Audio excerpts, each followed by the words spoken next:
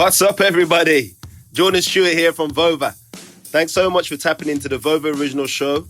Just a reminder that if you want to drop your opinions about the episode or respond to the host and guests with your voice, go and download the Vover app wherever you get your apps. Vover, voice over everything. Enjoyed the show. What's up, everyone, and welcome to this Friday edition of the Vover Sports Card Show. I am your host, Hrelja. Today, I want to explain to you guys why I believe many people are wrong about Giannis' card market. And when we're done with that, I want to explain to you an NBA superstar who I believe has the ability to rewrite his narrative the same way Giannis just did. So when we look at Giannis' card market right now, I think it's super easy to expect what's going on.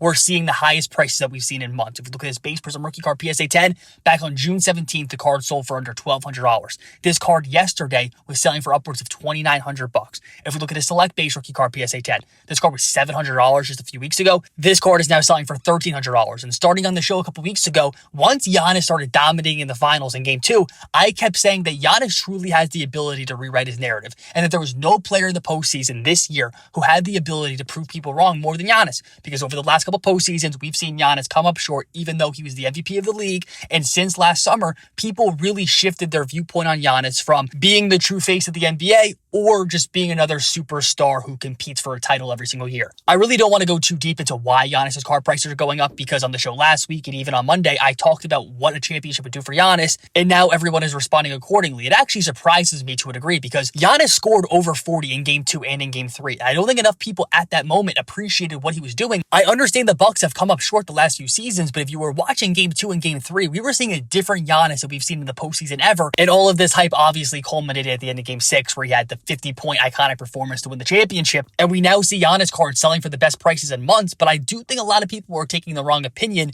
which is that all Giannis cards are going to go down from where they are today, that the news occurred, and that there's going to be a sell-off because there's no more anticipation or anything to be able to drive up the price. And people point to Patrick Mahomes and Tom Brady to where their cards dropped after the Super Bowl occurred, but I think it's super important to make distinctions within a player's card market. Yes, Patrick Mahomes' Silver Prism rookie card PSA 10 was less expensive a month after the Super Bowl than what it was on Super Bowl Sunday, even though they won. But it would be dishonest to fail to note that if you look at something like his contender ticket autos, which are some of his most coveted cards, some of those were up 2 to 3x, 3-4 months after the Super Bowl from when they were in the postseason. So I think if you're looking at Mahomes as a player or Tom Brady as an example to why you should sell Giannis, you need to understand the full story so you don't just make a bad decision based off of what everybody is saying. Usually in the sports car market, when everybody is fixated on one thing and agrees on something, they're usually wrong, and we find people getting hurt. If we're looking at Giannis' card market, my basic opinion is this. If we're looking at base cards, like his base Prism, like I said, is up nearly 3x over the last month. If we look at his select base rookie card,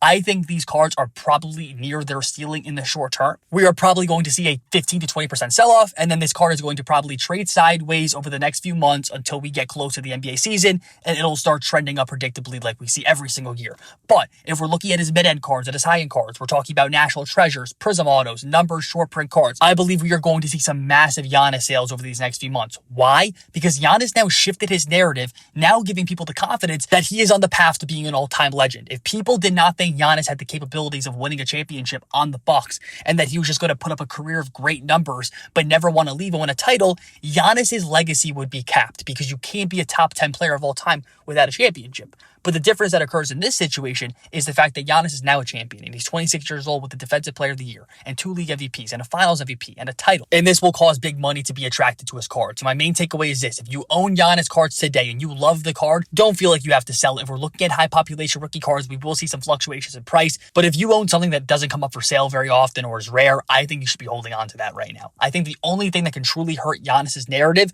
would be if he came to the postseason next year with everyone healthy and he didn't show up again. And then people will start throwing around the idea that it was a fluke because there were so many injuries. Because don't forget what happened to Kevin Durant this year. Kevin Durant was incredible in the postseason. He didn't even get hurt. His teammates got hurt, and people jumped off his bandwagon pretty quick. We saw a big sell-off with his cards. But for the time being, there's really nothing that's going to be able to significantly hurt Giannis' narrative unless he had an awful playoff performance, which can't even happen for another 8 or 9 months. Now, after talking about Giannis' market and how his prices are doing super well and why I think people were making mistakes, I also want to relate this to another player, because someone that I believe in a ton individually is Anthony Davis. And if we look at the situation surrounding Giannis, I do think that there's parallels. If we think about Giannis as a player, he was on the top of the world last summer, and then he underperformed and everybody started to hate on him, and we saw big drops in his car prices, when in reality, he was still an incredibly talented player, and it was silly for people to overreact. There's a lot of similarities with the narrative shift we saw happen with Giannis last year to what we're seeing with Anthony Davis right now.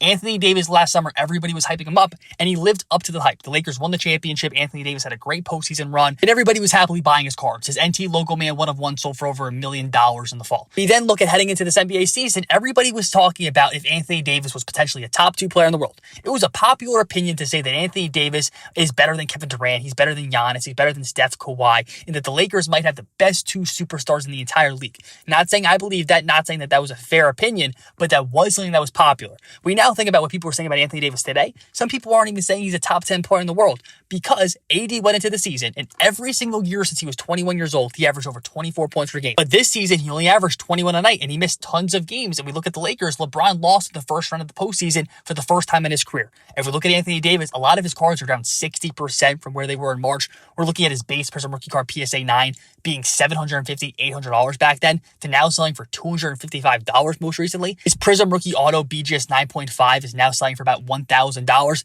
Next week when I'm at the National, I am going to be looking to buy Anthony Davis cards. I believe that the Lakers are going to come back next season, be one of the top couple teams in the West. We look at Vegas right now, they think that the Lakers have the second best odds to win the championship and that they're the favorites to come out of the West. Bron and AD are both top 8 players in the world still. I think it's crazy to think otherwise. Don't forget this first round of the postseason. Even with all the injuries, the Lakers were up 2-1 on the Suns, and they didn't go down in the series until Anthony Davis literally couldn't play any longer. I'm looking at the Lakers as a team that's going to be front and center next season. Anthony Davis is only 28 years old. He has tons of great years of stats. He has a title already. He's the future face of the Lakers for years to come. I'm not going to be panic selling his cards. I'm going to be buying him because what the card market showed with Giannis last year is that when you sell a superstar over panic when they're in their prime, they're going to come back the next year and prove you wrong. Go look at the NBA all-time PR leaderboard right now. You want to know who's number 3 all-time right behind Jordan, LeBron? It's Anthony Davis. Anthony Davis is putting together a Hall of Fame level resume. He has the title already. He has the individual accolades. Don't be panic selling his cards right now. Buy them right now when nobody's paying attention. So I appreciate you listening to this Friday edition of the Vover Sports Card Show.